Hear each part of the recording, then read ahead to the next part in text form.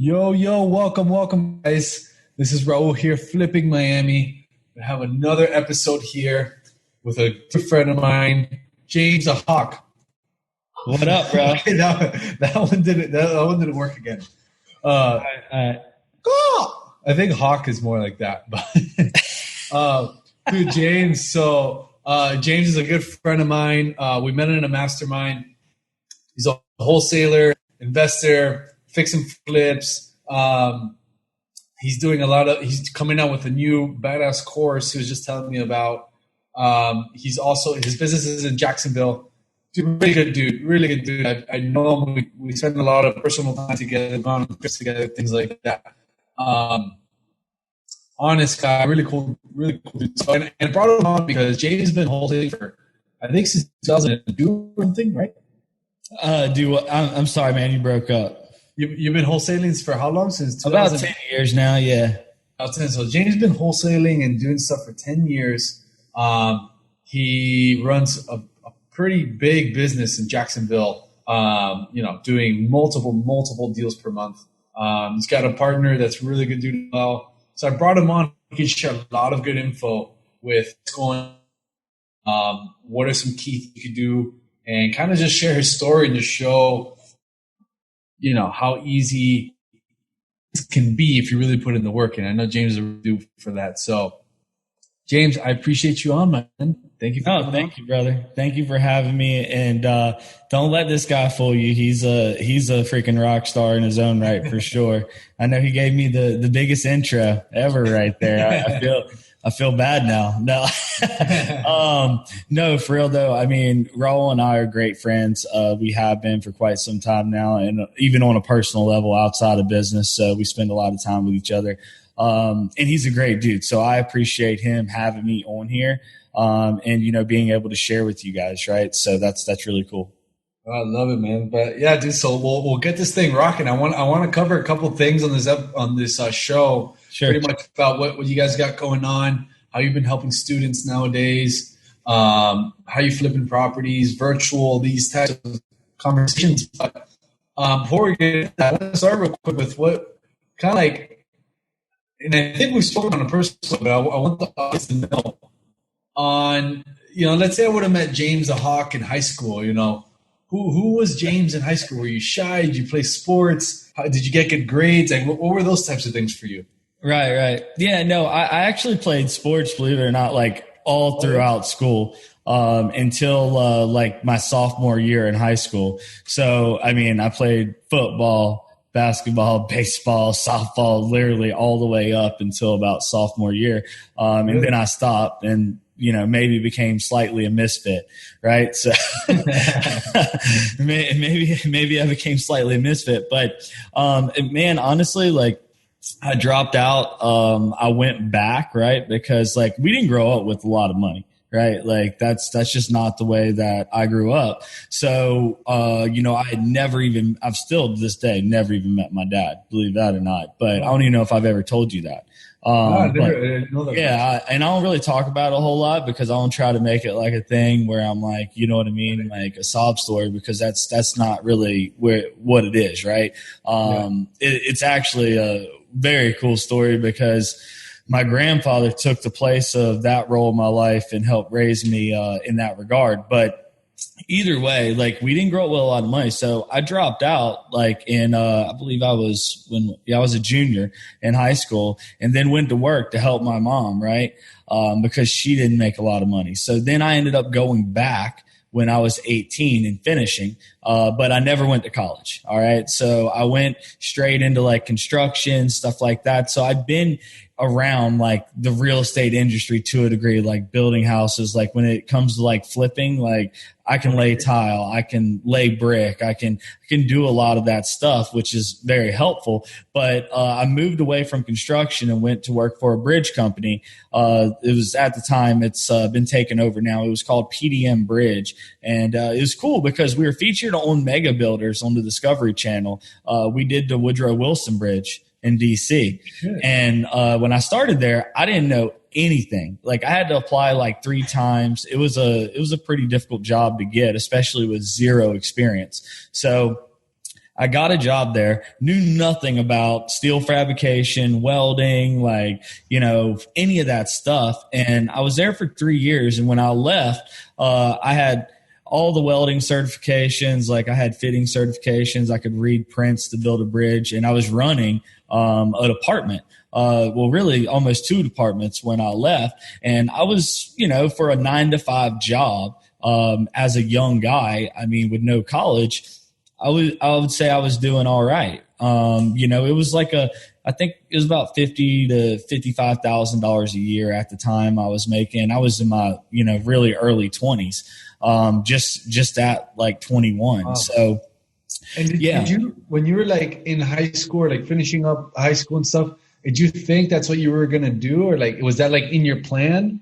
Or to work at the bridge company? Yeah. No, not at all, man. It just happened to be like a job that I knew was out there, and I was used to like the construction industry, stuff like that. And then there was room for improvement and growth there. And they have phenomenal benefits and all that stuff. Now, to be fair, that job will take a toll on you. I would watch people retire from that place, and they could barely walk because, you got all the chemicals that you're dealing with all the time, really? Like inhaling, when you grind the steel, all that dust, there's people grinding steel everywhere. This is a huge fabrication company, right? So with multiple different, like what we would call them bays. And we would literally build a bridge on site, put it together, and then take it apart and then ship it out for them to put together on site. So it was a cool job, but I knew that I was limited, right, with where I would go. And I always wanted to do more than that. And I've always had that entrepreneur spirit. A lot of people say that I'm, pretty natural when it comes to sales. I've been selling some stuff for a while. And actually out of high school, one of the jobs I had, I sold, Dish. I sold Dish for a while. And actually, believe it or not, I sold, like the steaks. You know what I mean? Like the guys that ride around in the truck and have like the little stand-up freezer in the back with like dry ice in it, steaks and chicken. That was you? Dude, I did that for a minute. Yeah, I did that too. So I've dabbled around some stuff, but I'm not trying to make it a long story about that. While I was at the bridge company, I was going to become an agent, a real estate agent. That was the goal. So I went through real estate school, and then didn't get my license, right? Because I had a friend that I knew that was wholesaling, and I had never heard of it, but when I figured out what it was, and he wouldn't tell me a whole lot about it because I guess he didn't want to create competition. He didn't have a very abundant mindset. So anyway, I started figuring out what this actually was, and information back then, was very limited, right? It's nowhere near as readily available as it is now. So once I figured out what it was, I'm like, dude, this is perfect, right? Like, this is what I've been looking for. I wanted to get into real estate, but if I can make a lot more money over here and get involved in flipping houses, that's always really what I wanted to do anyway when I set out to be an agent. So I got into that. It took me about 4 months. I got my first deal, and I was working night shift at the bridge company. I would come home, go to sleep, get up in the morning, work on that, like wholesaling until about 1 p.m, go to the gym for an hour and a half, and then I'll go back and work. And I did that every day for about 4 months straight.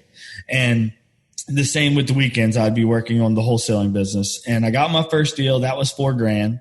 And then after that, it was about another month or so later, I got a 2-house package deal, closed that, made $20,000 on that. And then I'm not saying I recommend this, but then I quit. Right. And I'm not saying I recommend that, but I literally just I just went all in. I'm like, look, I know it's real. I can touch it. Like I have the money sitting in my bank account. So I went all in on it. And it worked out. Right. So, here we are today. Dude, that's man, you say that story lightly, but there's so many golden key points that you kind of hit on. Like, you got James, didn't come from a wealthy family, right? Came from a family. His father was not present. He had a father figure, but really had no direction. Out of high school, then started working for a bridge company. Installed stakes, did whatever, and then figured out a way to learn some wholesaling. So sold steaks, you messed up. I'm going to get you in that one every time. It sold steaks. But did whatever it took to just figure it out. Met a wholesaler, I don't know, figured his way till he got a deal, then got another 2 deals in one package, and then quit right away. So so much happened there. What was that moment in time? Like, when was it that you thought to yourself, like, okay, I'm going to quit my other life, which is my jobs or whatever. I'm going to quit that, and I'm going to start this real estate thing. I'm going to start my own business or whatever. Like, what happened? Was it like one moment? Was it a shift in a couple moments? Like, when was it that you thought, like, all right, I'm going to go to my boss and tell this guy I'm done? Like, what happened? Right. Well, I mean, I'm going to tell you, man, once I closed my first deal and made that $4,000, I was already very much considering it at that point, right? Because I knew it was real. And I know that one thing that I've always done well is when I commit to something, like I'm going to make it happen, right? So anyone that's starting in this business or any business or doing anything in life, like the first step is always making that commitment, because the variable is always you.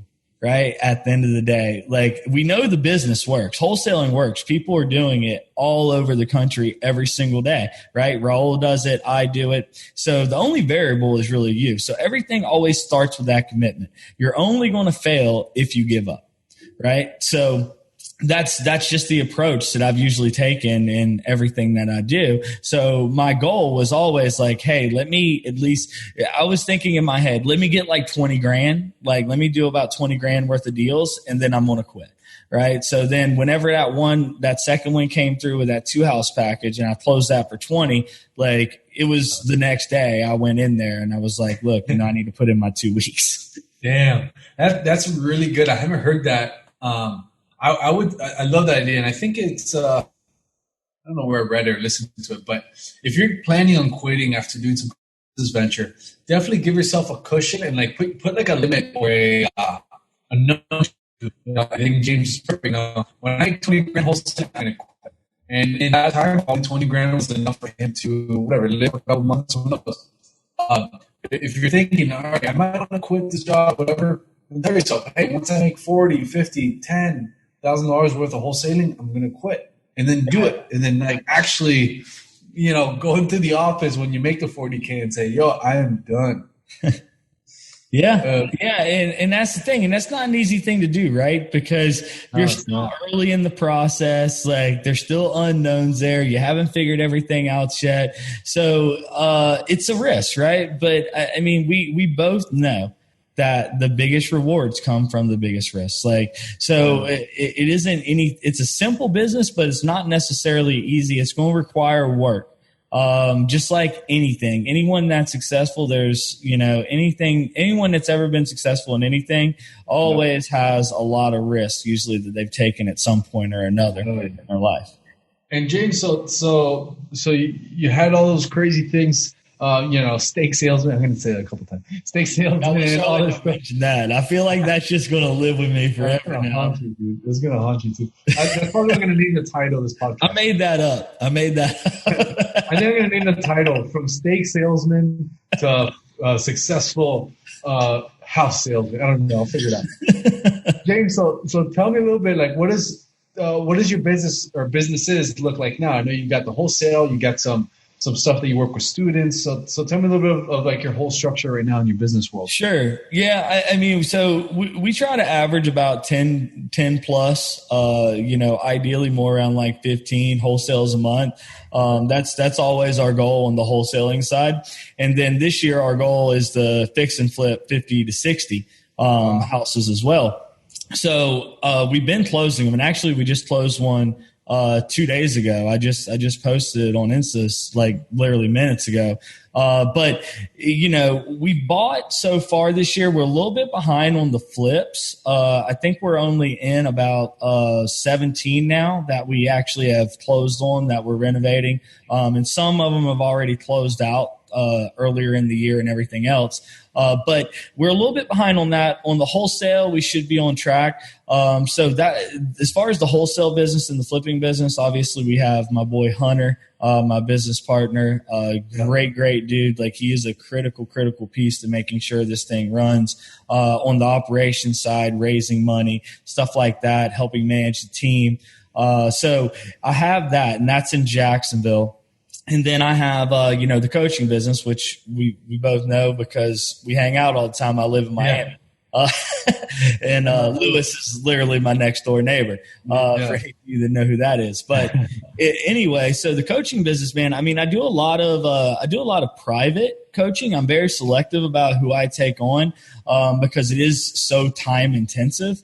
But then also I got the new course coming out now. And then I have the software with another business partner I have, Sean Terry, which is REI Automator.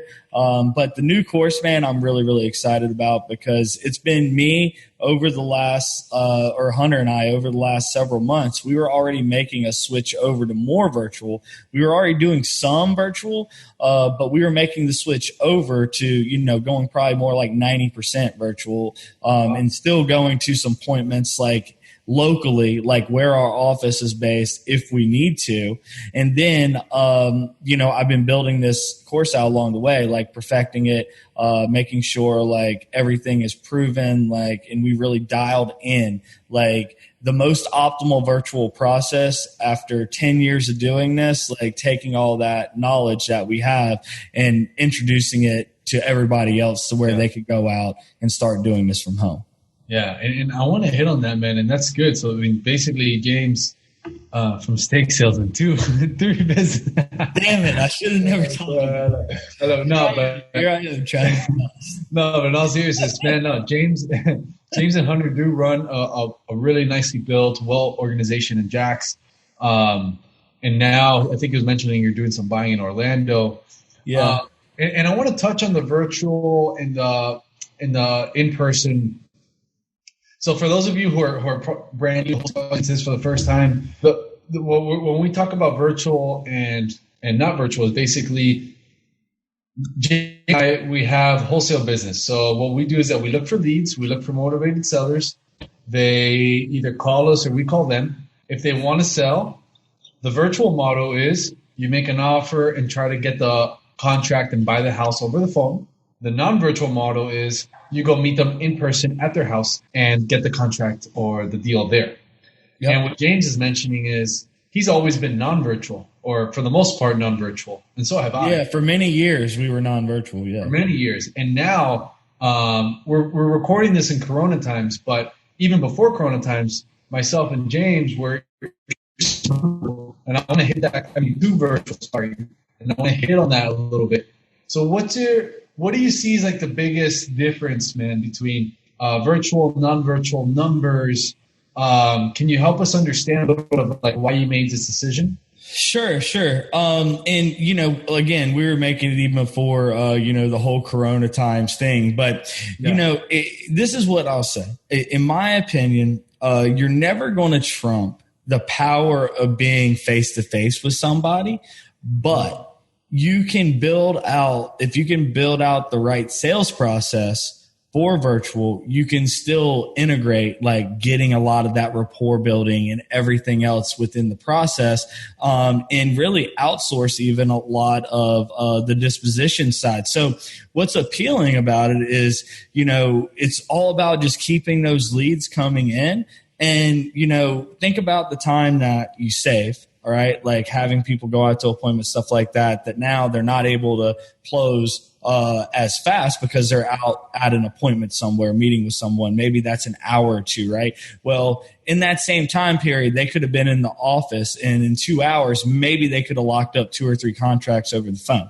right? So you don't know. So we looked at it as we know our markets, right? We have all the data and all the analytics to really deep dive into it. So how could we get more deals faster, right? And then also close them out faster. And for us, it made just more sense doing that virtually, right? Like we're not paying gas money. We're not, paying all this extra cost to have someone out there. And then the missed opportunity cost as well, right? And, we both know like this is a lifestyle business for us. Yeah. So, the more that we can tailor it around the lifestyle that we're looking for, the better off we are. So I think that in correlation with what I just said, right, I think more and more stuff, the industry itself is changing, right, and moving more towards virtual as well. And we focus on what is the most convenient for the homeowner, for our seller, right? Like how can we make the selling experience better to where they always want to work with us? Maybe they'll, and they'll set a lower offer because we can make that experience so good. And like we've proven our self-credibility, built the trust, rapport, and everything else. So that's what we're just trying to stay ahead of the curve, man. Because this shift has been coming for a while. And the reality of it is some people just don't want you to come over to their house, and then there's some people that do want you, but if you can prove to them in a systematic way that you're making them an extremely fair offer and they can sell their house this way without going through all the normal stuff of, people in and out of their house, all the time, like taking away as much as you possibly can off the table and making it convenient for them, and proving to them that it's real, then, that's where we're always at, man. How can we provide a better experience to the seller and make them want to do business with us over someone else? And, people have been responding, very, very well to it. It's convenient, less friction. Yeah, no, I love that. And, it's so crazy because, and let me ask you this, man, because I'm sure we've heard, virtual's been around probably since wholesaling started and all this stuff. Yeah. I think our boy Chico is that's the godfather. Yeah. It's Chris Chico. I was actually at his house playing poker 2 months ago. Yeah, I know, man. I seen you guys up there. I was talking to Alex about it, but he's in a mastermind with me too. Oh yeah, I'm gonna put you in the group chat so we can play once I was crazy. Dude, yeah, no, I'm totally down. I told Alex to let me know. Yeah. Why do you think? So for those people listening, right? So pretty much what James said. And it's so key to understand this. It's all about the seller, right? At the end of the day, like the virtual, the this or that, that's models. But at the end of the day, we're hearing these business models, which is either going to meet them, shaking hands, going in their house and making our offer and making our presentation, or we're doing it over the phone.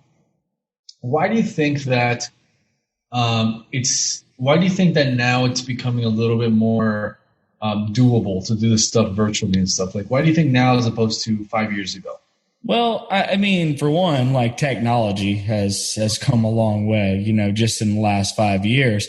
But if you look at like all the iBuyers and all this other stuff, it's all like big tech, right? And when you also think about it, it's all based around convenience for the seller. So how do us, like as the little players versus like the hedge funds, right, start betting against that and going and rivaling them? And if they're making the seller have a phenomenal experience, we really got to look at our processes and evolve and adapt with that as well if we want to stay competitive in the market. And even though they might be going after different stuff, I'm not even really focused as much on them being competition, right? But I'm looking at them as like bringing in a new way to do business, and they're trying to be on the cutting edge of house buying, right? Which is going after essentially like what all we do to a degree. So instead of looking at them like, oh man, like this sucks, they're in here buying all these houses, I'll look at it as like, what can we learn from what they're doing and implement that and adapt so we can all grow together. Interesting. That's a really good way to, it's pretty much like an adaptation. I was actually reading a psychology book about Darwin and, the psychology of adapting. And they mentioned that the strongest species is not the one who is physically strongest. It's not the one who even thinks the best or is a creature, animal, whatever. It's actually the species who adapts the best. The species that adapts is the one that survives the longest. And kind of like hearing what you're saying, basically why it didn't happen so much 5 years ago is now technology changed.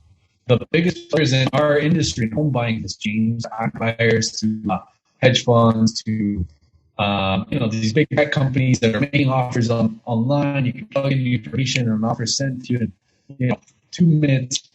I mean that there's a ton of adapting that needs to happen in this industry. And I don't want to scare anybody that's like going to do it. I sound scared. But REI buyers, all James is saying, or from what I'm hearing from James is, dude, wholesaling is the same. The principles are the same. We have to get a seller, make a comfortable process for the seller to go through with them, and make it. We're just now doing that over the phone and through email, through DocuSign and things like that. Does that kind of like break it down? Yeah. I mean, because that's really the truth. Like, we have all the tools available to us, everything that we possibly need to be able to just buy and flip houses or wholesale houses, virtually.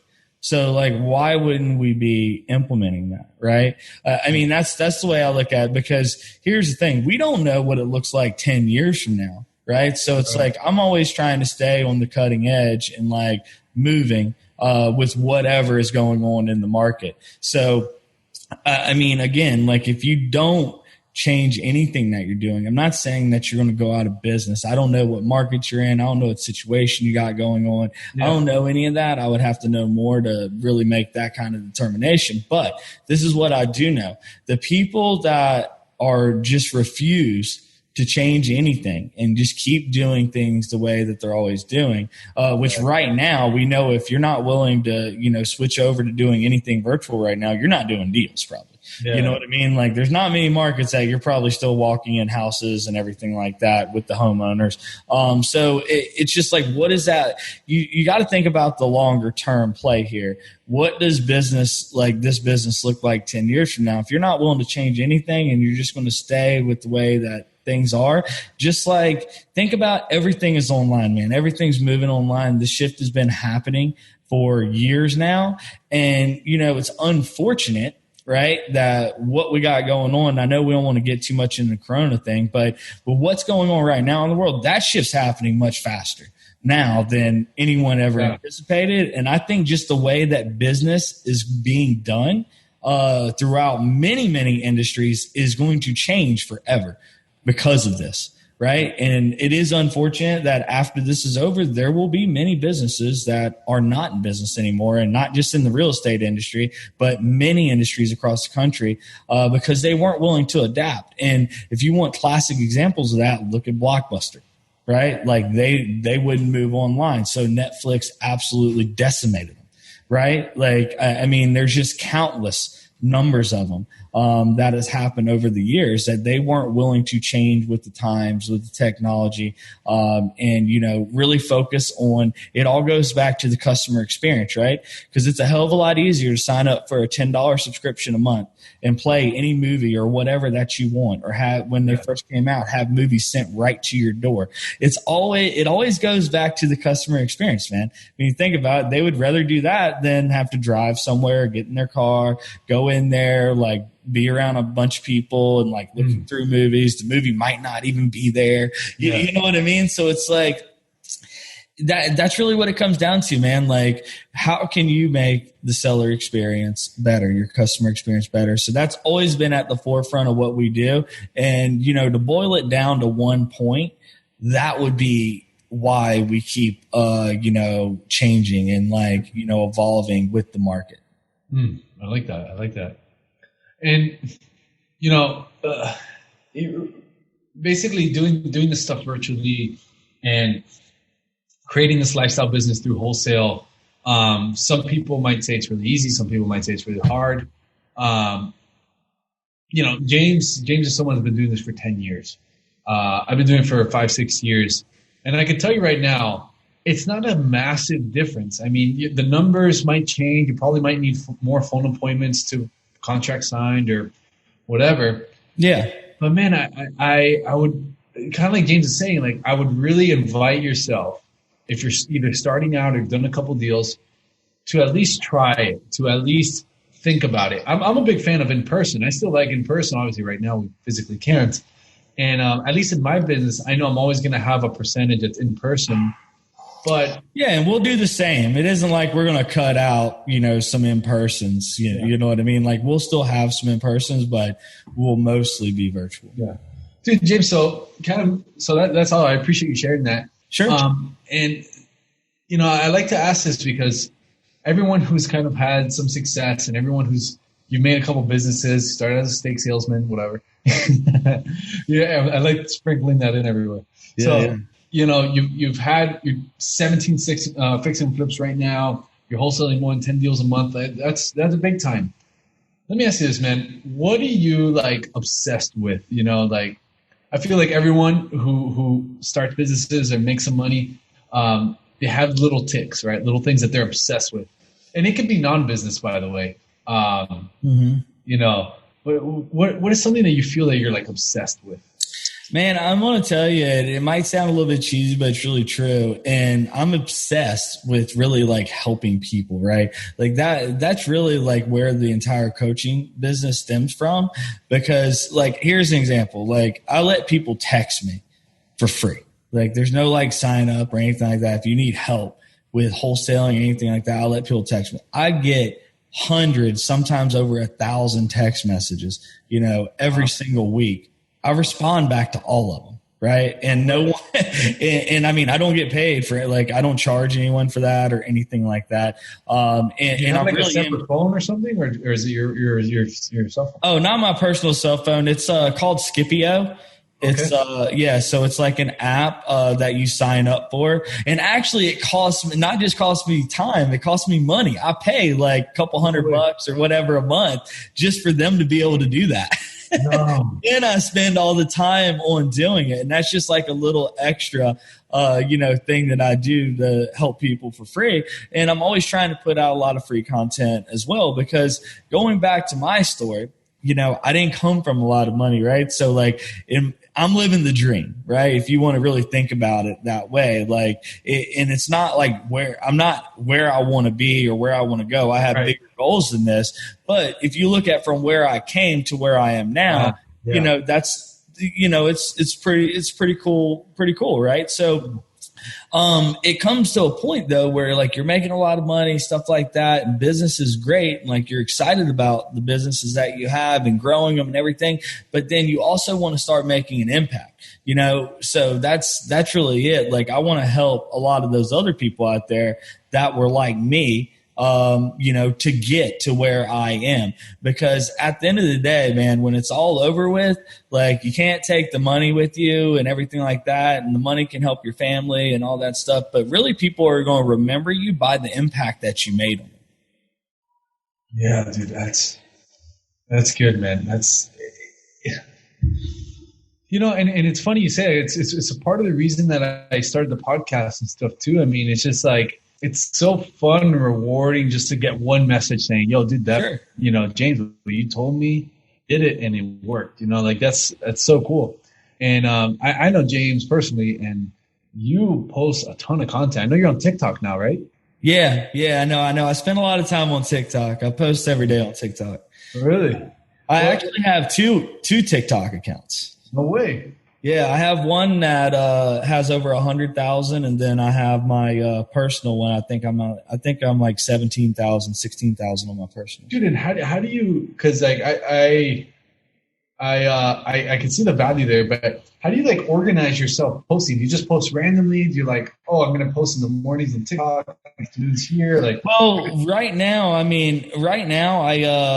for TikTok, it's really based on I look at my analytics and look at when the majority of my followers are the most active, right? So for me, that's usually later, right? So it could be anywhere between 4 Eastern to about 9 Eastern on average. So I just keep track of my analytics and see all right, so when are most of my followers the most active that day? And then that's usually when I'll post. But you should really be posting 3 times, right, a day. Okay. That's what that is for the algorithm to really boost you and show you and get you on the For You page and everything like that on TikTok.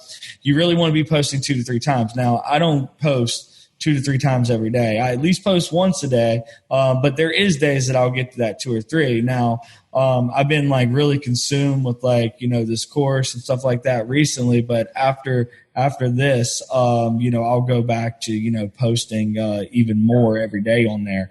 But yeah, man, I mean, I just look at the analytics and see when the best time to post is. Yeah, no, that's good. So, I mean, I could basically tell you guys from experience. I know I asked him what he's obsessed with. I mean, James spends a ton of time on Instagram, and it's not scrolling through people's shit. He spends a ton of posting, creating content, and a ton of money. I know he has a full-time guy or had a full-time guy, just constantly videoing, editing. So definitely follow James on Instagram. It's what is it? James the Hawk, at James the Hawk, yeah. At James the Hawk. And what's your TikTok? It's at James the Hawk, yeah. At James the Hawk. I mean, I'm going to put it at the end on the show notes there too, but make sure to give him a follow. Dude, James, you mentioned you mentor some people. You're doing the course. You came from a background that you didn't come from much money, and you're able to create something. What are some habits and what are some practices that you feel helped you get that and achieve that? And maybe somebody listening to this that's newer or young, or even if they're older but looking to start something, a business, what are some habits that you do for yourself that can still work for you today that help you get to where you are? Yeah, I mean, honestly, one of the most important things that I could tell you is make sure that you're focused on being proactive and not reactive, right? Tell me about that. As well, so at the end of the day, like once you start really getting into this stuff, right? There's a lot of stuff going on, you know what I mean? Especially with like, Raul and I, like we got, bigger businesses, stuff like that. And what happens is you'll develop, if you can develop the habit early that you're going to make the decision be proactive and not reactive, then that habit can carry on, right? Because I think it was, who said that? Aristotle, right? He said, excellence is not an act, or he's something like that. He said something like that. It's something along the lines of excellence is not an act, but a habit, right? So something along those lines, which is really true. Like so if you form the right habits early, then that'll carry on as you start growing, as you scale and everything else. And what'll happen is if you allow it early on, you're excited. You're like, leads are coming in. So it's easy to be reactive to everything that's going on around you. Like if, you get a buyer calling, but maybe you're in like your time that, you're focused on doing something. You know what I mean? And then you drop everything. And I'm just using this as an example, yep. Right? Then you drop everything and just move over there. Then you got to come back over here and then like get your mind back dialed back in and everything else. So it isn't really a productive habit to be like that. So you're not looking to be busy. You're actually looking to be productive and moving the needle. So the second part of this would be that, especially early on, that your focus should always be on your RGAs, which are your revenue generating activities. Don't start out focusing on like what business card to set up or like worry about an LLC or like all this other stuff that at the end of the day is going to cost you upfront money that you're not even making money yet. You're not even doing the business yet, right? So go out there, focus on everything you need to do to get sales, to do deals and make money. And then you start building that stuff out along the way. I love that. The RGA part is so key, man. I mean, I'm sure you see a lot, you have a ton of followers and people hit you up on text like, oh, where's the best place to do my website? It's like, dude, have you even done a deal yet? And you're talking about websites, man? Yeah, don't worry about a website. Yeah. A business card. I still don't even have a business card, man. I don't believe in that stuff. Yeah, dude, I haven't used. I think I still have some, but dude, I haven't given anyone a business card. I mean, dude, like it's 2020, bro. Like, I mean, I don't think no one's really worried. I mean, you just exchange contact info and like that's your business card. Yeah, exactly. And so if you guys are hearing this and you're either in wholesale or in whatever business or fixing and flipping, and you're looking for some habits to kind of guarantee that you're going to be on the path to success, man, just focus on the making activities and be proactive, which is there's so many things you can do. That's a huge topic in itself, and I love that. Sure. Like, for example, one of the things that I started doing is when I'm on the phones talking to sellers, I literally leave my cell phone in another room. Like, I have my office set up in different here. I'll leave it in like my bedroom over here, far from me. I don't want you to see my cell phone when I'm talking to sellers. When I use the dialer.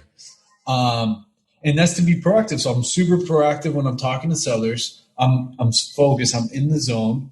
Then when I'm done, pull up my cell phone and respond to text or calls or whatever.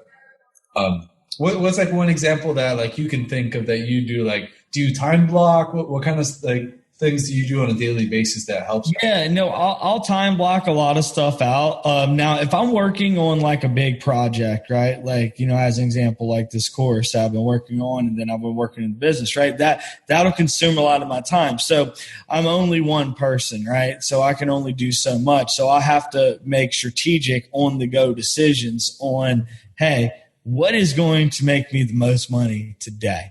Right? Like focusing on the business, whatever business it is, whatever that is, like what is going to help me move the needle that much faster today? And, when you have all this stuff thrown at you, like us, we get probably a ton of, I know you probably do, I do, tons of emails all day. And it's like, you can start moving around like in that stuff, man. And then, like I said, be reactive. And then now all of a sudden you're freaking writing emails in the middle of something when you're supposed to be doing something else. So it really just comes back to discipline. Honestly, and like training your mind that, hey, this is the time that I'm doing this thing. I'm going to do it for this period of time today. If I don't finish it, then, maybe I, do the rest of it tomorrow. So you section it out like that, right? Mm-hmm. So to still allocate the time for the other things that are necessary to be done that day. And, you just got to be disciplined, man. That's really the root of it right there. You got to be able to discipline yourself and train your mind to have that proactive mindset throughout the day, or else you'll get dragged all over the place. Because I know me personally, I have ADD. Like if I didn't do that, man, I'll be freaking over here probably texting 1 second. I'll be outside on the balcony, probably on the phone with a seller or something. Then I'll be over on this side of the balcony, freaking sending out a flyer to a buyer. I mean, who knows, right? I'd be doing all kinds of stuff probably if I wasn't, really focused on being focused. Yeah. Well, that's a good one. I like that one. Focused on being focused. Write that down. But yeah, dude, that's huge, bro. It took me a while to realize how much better you can do things by actually focus. Like spending 30 minutes without your phone or without a laptop or whatever you're doing, spending 30 concentrated minutes is like can be amplified 10x. Dude, it's so powerful, and a lot of people just don't understand what happens like throughout the day. If you're not paying attention, like especially like as an example with me, like I have a lot of, I got several 100,000 across like social media channels, like of followers and stuff. Well, I'm getting notifications right throughout the day like crazy of DMs, like text messages, like comments on stuff like that. So if you're not careful, you'll be sitting here working and then notification. You grab that, do that, right? Notification, do that. And like you are getting back to like, I'm just using this as an example to everyone. That's great. But then you're all reactive, right? Like you're not doing what you were setting out to do.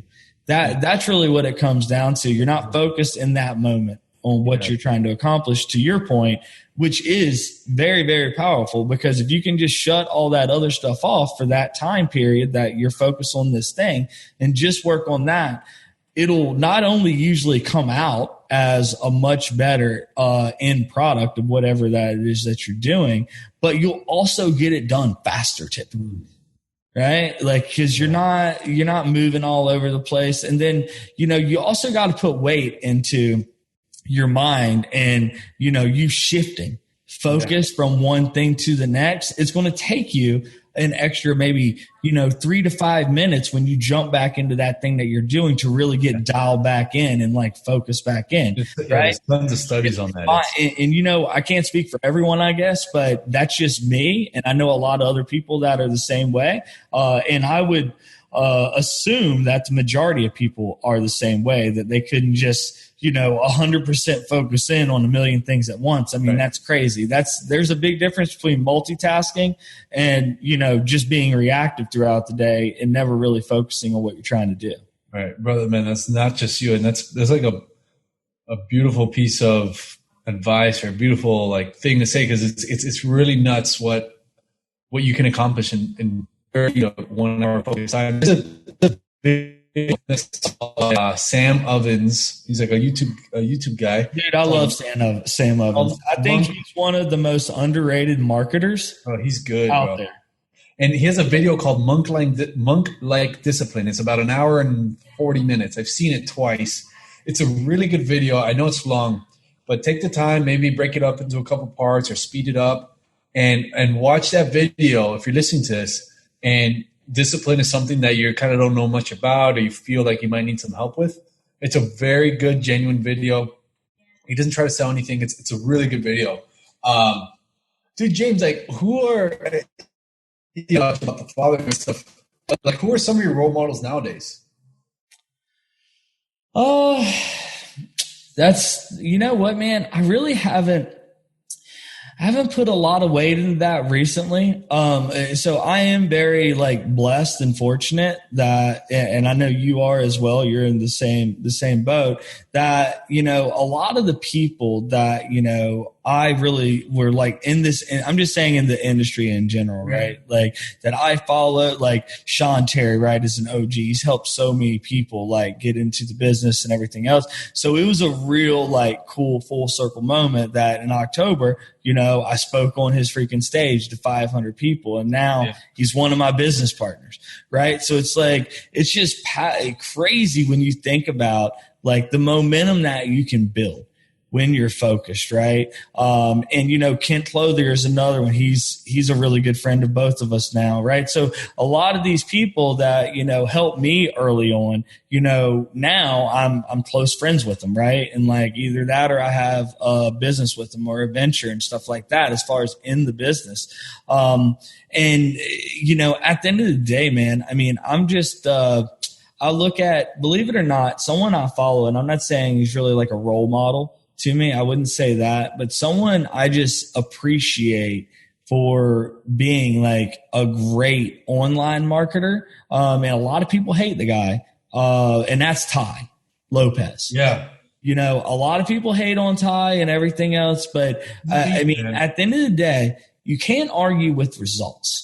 Right? You can say he rents all his stuff everywhere. Well, I mean, hell, he's had those same cars in his garage for 3 years now. So, I mean, you know what I mean? And just the way that he delivers information to people and the way that, his marketing is set up. So I definitely follow Ty closely and what he's doing. And Sam Ovens is one of them as well.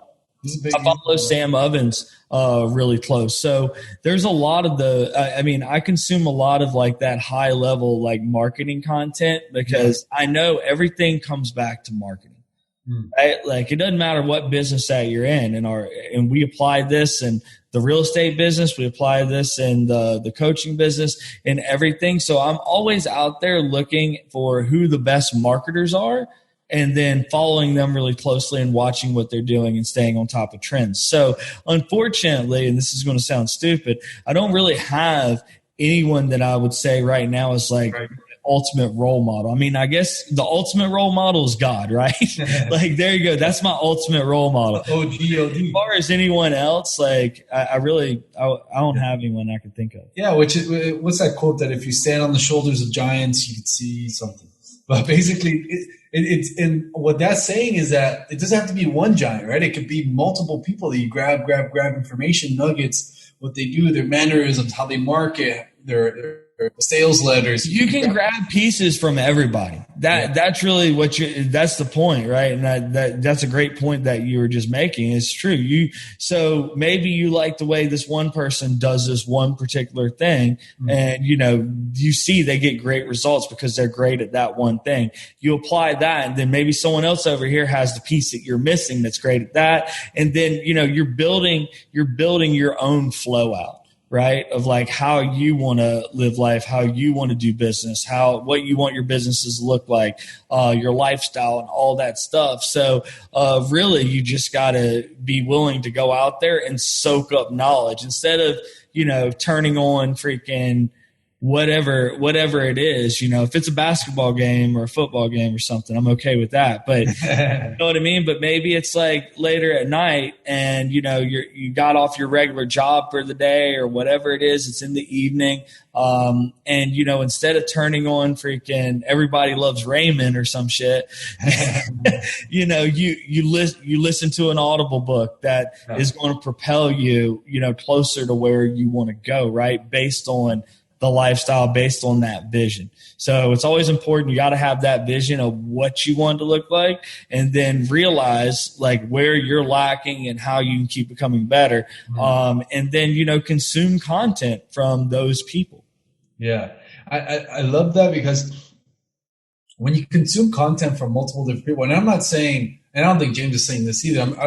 Notice James said 2 to 5 people he watches frequently. I'm not saying go out and follow 100 people, no, and consume all that. No, absolutely. Yeah, it's too much. But it's important to grasp the certain things, and a lot of like the role models of the people that do well, you want like who are beasts through results.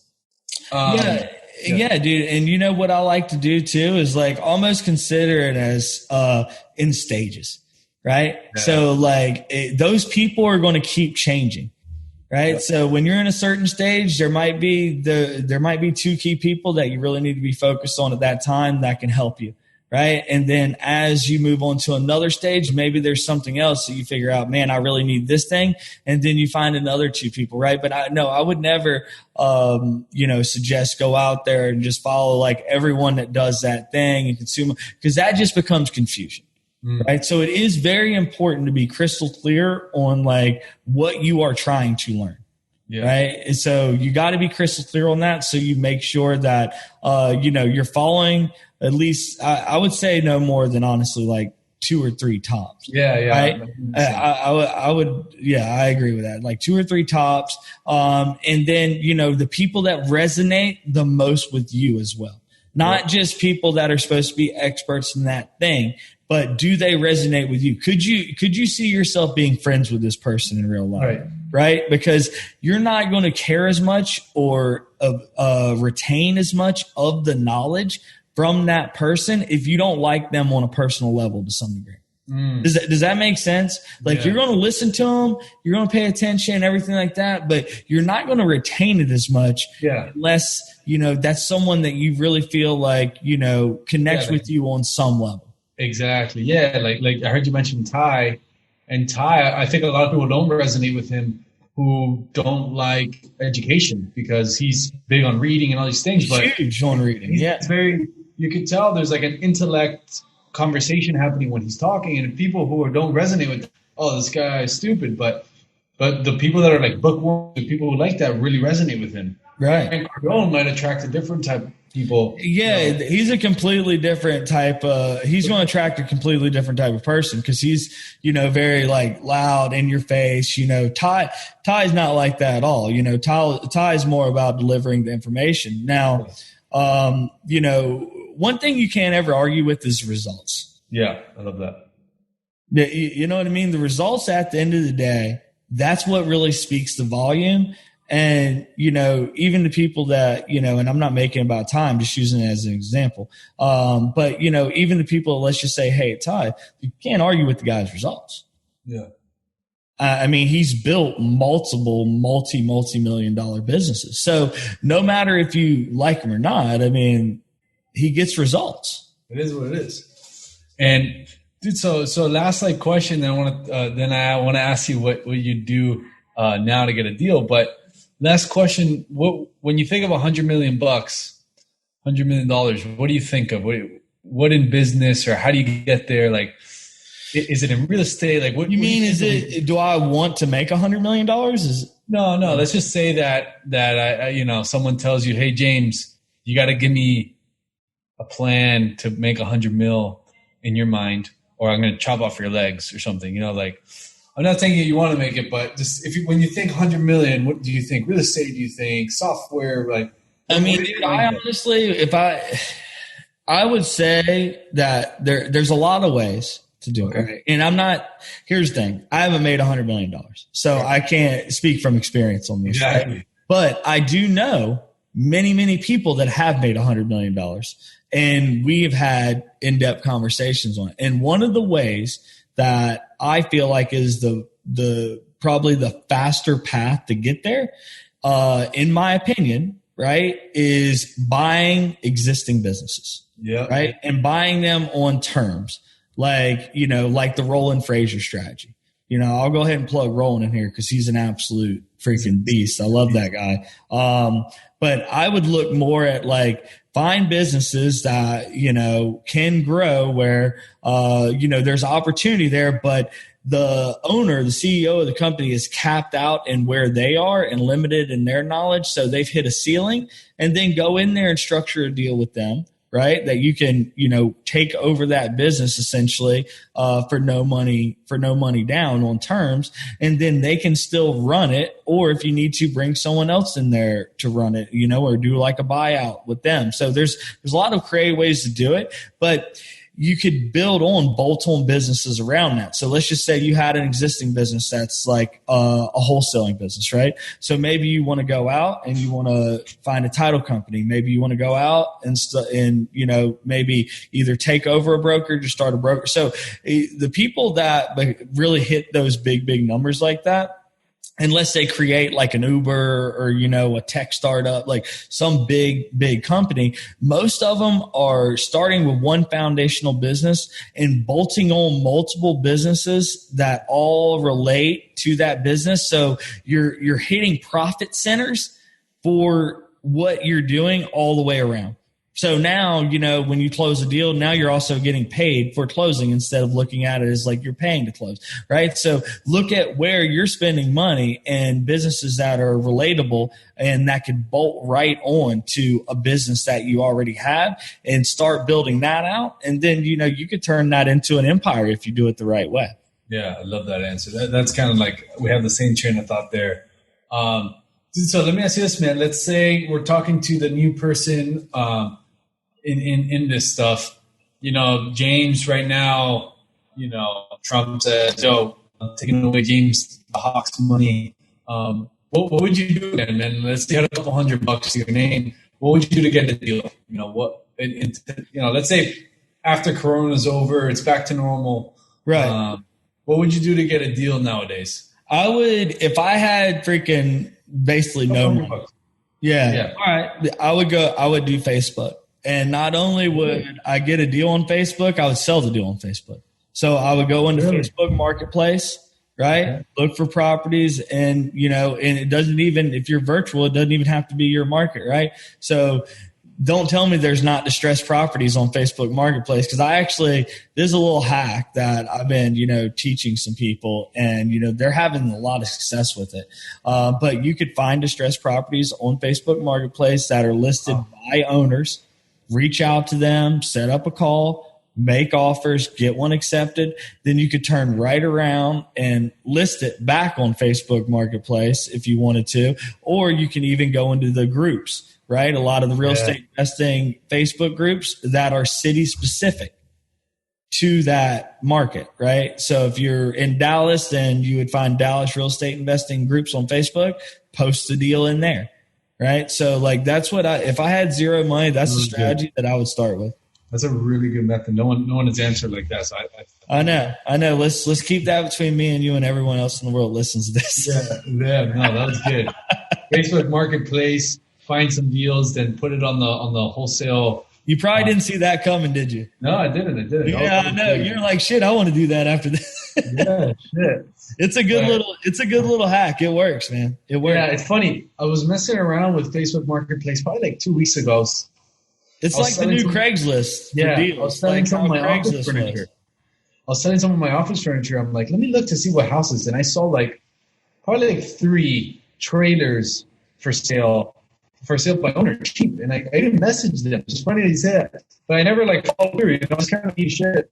But so guys, if you're listening to this, it's very nice to use Facebook marketing. Everyone has a Facebook. If you don't have one, make one. Put a damn picture, selfie, I don't know, make one. Get on there and just look and set up a call, make an offer. Hey, is your house still for sale? Yes. Hey, can I call you at 3:30 to make you an offer? Everyone's gonna say yes. Dude, I'm telling you, I have freaking students doing this right now. Wow, that's sick. James, so how can people find you, man? I know we mentioned a couple times, but tell me the Instagrams and all that stuff again. Yeah, so the Instagram, TikTok is at James the Hawk. Okay. I also have YouTube. You can follow me there. I don't spend a lot of time on Facebook. I am going to be spending a lot more and posting a lot more on there coming up soon, though. So if you want to check me out there, but I spend most of my time on Instagram, TikTok, and YouTube. Cool. And if people are in Jax and want to buy some properties or want to sell something, do you guys have some company websites? Yeah, so there is a way for you to do deals with us. We have equideal.com. That's like our disposition side and like how we sell our deals. So I mean, but we'll look at deals like all over the country, but primarily Florida. So if you have a deal in Florida that you want to move, and especially in like Northeast Florida or Central Florida, like that's where our primary focus is. I love it. Cool, guys. So, James, I appreciate you coming on. I hope you guys got some value, those huge golden nuggets, how he started as a steak salesman. You know I was going to say that. I knew you were going to say it. I knew you were going to end with it. Now selling 10-plus deals a month in his business, fix and flipping, and massive. Also, REI Automator. You didn't mention it, but REI, I use that. And REI Automator is an awesome platform to that shit does everything. And I saw you guys did updates. Well, we got more coming too. We're about to update Offer Automator today. What's the website that people can find REI Automator? They can just go to flipmorehouses.com. So flipmorehouses.com. Check it out. Free 7-day trial. Free 7-day trial. You can find houses. You can get a mailing list. You can skip trace. You can do text blasting. It does basically everything. So it's like an all-in-one platform. I highly recommend you guys check that out. So anyways, James, appreciate you again. And catch you guys on the next episode. You can check me out on YouTube. Podcast will be on iTunes and raulbalufa.com. Peace. Thank you, guys.